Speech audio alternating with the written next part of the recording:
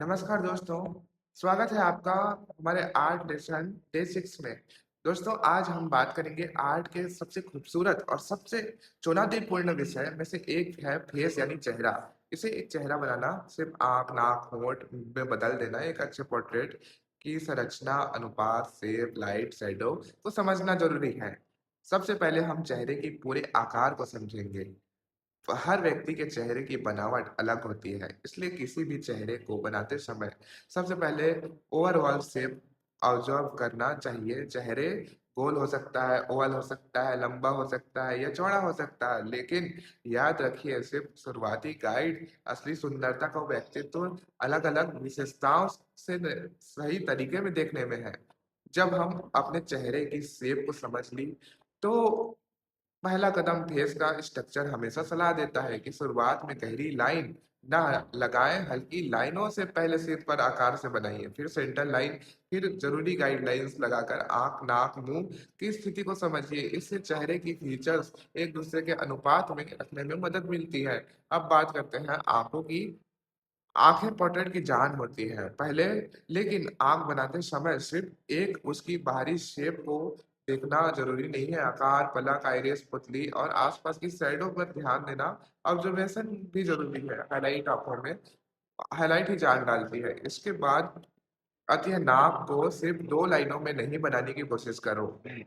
नाक का असली फॉर्म लाइट और शेडो से दिखाई देता है। जहाँ रोशनी पड़ती है वहाँ हल्का टोन, और जहाँ गहराई होती है वहाँ शेडो देखकर नाक को त्रिआयामी रूप दे सकते हैं। अब होंठ की बात करें तो यहाँ भी सिर्फ आउटलाइन पर निर्भर नहीं रहना चाहिए। होठों में मोटाई, बीच में लाइट, ऊपर और नीचे पड़ने वाली रोशनी और आसपास की शैडो को समझना जरूरी होता है। यही छोटी छोटी चीजें आपको प्राकृतिक बनाती है। अब सबसे महत्वपूर्ण हिस्सा लाइट और शैडो। अगर आपको पोर्ट्रेट की वास्तविकता बनाना है ना, तो आपको समझना होगा कि प्रकाश किस दिशा से आ रही है। जहाँ लाइट होगी वहाँ फॉर्म उभरेगा, और जहाँ लाइट कम होगी वहाँ शैडो दिखाई देगी।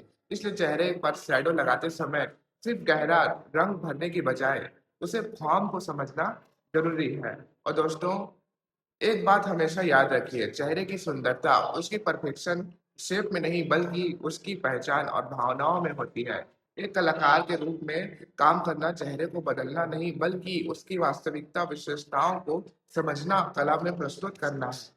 इसलिए जब आप किसी फेस ड्राइंग करें तो जल्दी मत कीजिए। पहले ऑब्जर्व करिए, फिर टेक्सचर बनाइए, उसके बाद फीचर्स रखिए और अंत में लाइट एंड शेडो पे डिटेलिंग पर काम कीजिए। आर्ट में जितना ज़्यादा आप देखना सीखेंगे, उतना ही बेहतर बनना सीखेंगे। याद रखिए, एक कलाकार की असली ताकत उसके हाथ में नहीं, उसकी देखने की नज़र में होती है। तो दोस्तों, यही था हमारा डे 6। फेस को समझने और उसे सही तरीके से ड्रॉ करने का सफ़र। अभ्यास करते रहिए, गलतियों से सीखिए और अपने नए स्केच के साथ खुद को अपना पहले से बेहतर बनाते रहिए। सो आज की वीडियो में इतना ही। मिलता है नेक्स्ट क्लास में। So thank you so much for watching.